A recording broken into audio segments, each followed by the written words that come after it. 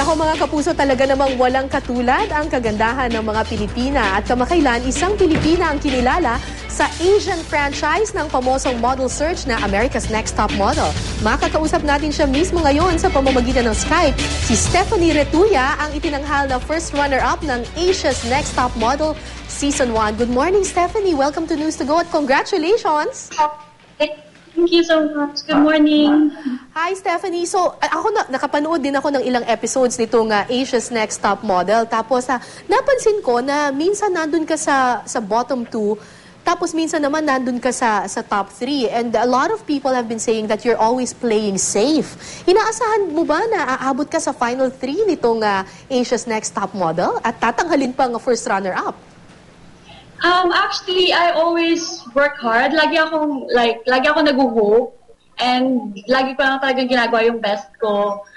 And never really expect. Kasi masakit kapag you expect and then you fail. So, just work hard and take it step by step.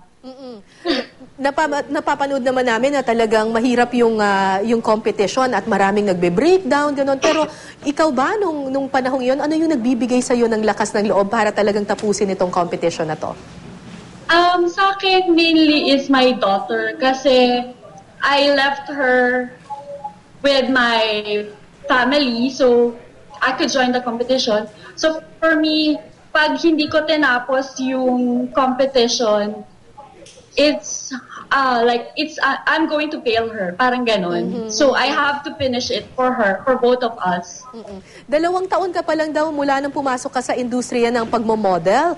Ano yung nagtulak sa'yo para sumali sa Asia's Next Top Model, Stephanie? After ko kasing magka-baby, I felt like the opportunities are going down. Like hindi na siya ganon karami before. So sabi ko sa sarili ko, I have to open more opportunities for myself. So, nung nandun na yung competition, it's a big opportunity. So, I joined kasi, for me, pag hindi ako nag-join, I'll regret it for the rest of my life.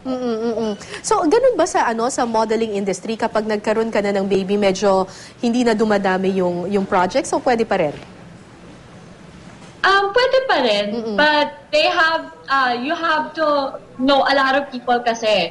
Kapag kilala nila yung work ethics mo, they will trust you. Pag hindi, like, since nagsisimula pa lang ako, nung nagkaroon ako ng baby, so wala akong masyadong connection in the industry. So they have to get to know me first. Okay, Stephanie, ano sa tingin mo yung naging edge mo kaya naging second placer ka or first runner-up dito sa Asia's Next Top Model? A lot of people say that it's my personality because I always do my best and never give up. And I think the judges can see that. At saka you're strong. You're very strong. Some of the girls there nag-break down in the middle of the competition, pero you stayed strong. Yes, I always just think of my baby to go through everything and then pray. Sa loob ng kompetisyon, ano yung mga pagsubok na naranasan mo na hindi mo makakalimutan, Stephanie? Yung mga challenges, like for the photo shoot, we did an underwater photo shoot. I'm really scared of water kasi nalunod ako. Like a year later we did that, so super scared. Pero na-overcome mo yung fear mo? Yes, I'm starting to try to do some of underwater shoots even now. Stephanie, sa finale ng competition, pumunta mismo yung creator ng America's Next Top Model na si Tyra Banks. Nakausap mo ba siya at may mga sinabi ba siya sa'yo na hindi mo makakalimutan?